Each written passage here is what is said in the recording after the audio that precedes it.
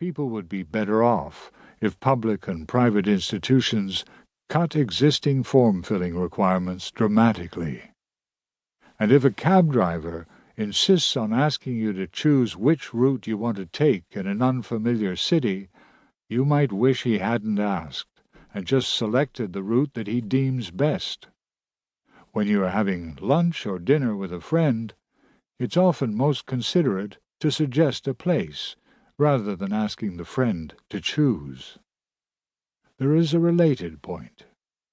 Our lives are actually full of things that we have by default, and without necessarily exercising our power to choose. Deciding by default is an omnipresent and often wonderful feature of human life. You may have chosen a cell phone, but you didn't choose all of its features, and it has a lot of default settings, many of which you can change if you wish.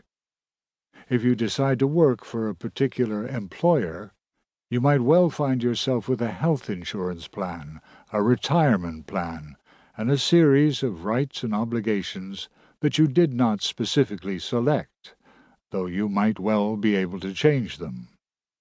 If you are a student, default rules establish much of your relationship with your college or university. Countless decisions are made by default, in the sense that some kind of presumption or default rule is in place, subject to override by those who are affected. There is a close connection between these points and the question of wealth and poverty. If you are wealthy and live in a wealthy or well-functioning nation, you are free by default, in the sense that the social background is just fine, and you don't have to devote your time and attention to making it so. If you are poor, or live in a poor or dysfunctional country, your freedom is badly compromised, in the sense that the social background is far from fine, and it forces you to attend to a large number of problems that rich people, or people in rich or well-functioning nations, need not worry over. You are unfree by default. You are not in chains, at least not literally, but life might start to feel that way. There is a high cost to being poor, and one of those costs is cognitive. The sheer number of questions to which you must attend, and the difficulty of managing your life, reduce or maybe even obliterate your ability to attend to matters that most interest and concern you, perhaps including your own personal and professional development.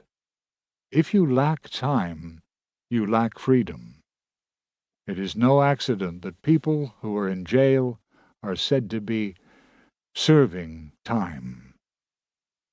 These claims are meant as essentially timeless and universal truths. They are about the human condition. But there is a more immediate point, and it is distinctive to our era.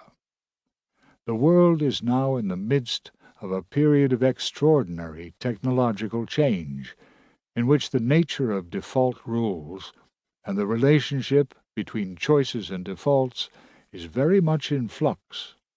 More than at any time in human history, it is simple to ask people, what exactly do you want? Active choosing is feasible in countless areas, whether the question involves health care, travel preferences, investments, or computer settings. Where people used to have to rely on others or to defer to some kind of default, they can now decide on their own. There is a sharply contrasting development, and it is also occurring in the current era. More than at any point in human history, it is feasible to tailor defaults to people's personal situations. If you are young or old, male or female, tall or small, fat or thin, rich or poor, well-educated or not, a default can be selected for you. Indeed, it is feasible to go much further. If you are John Smith or Mary Williams, a default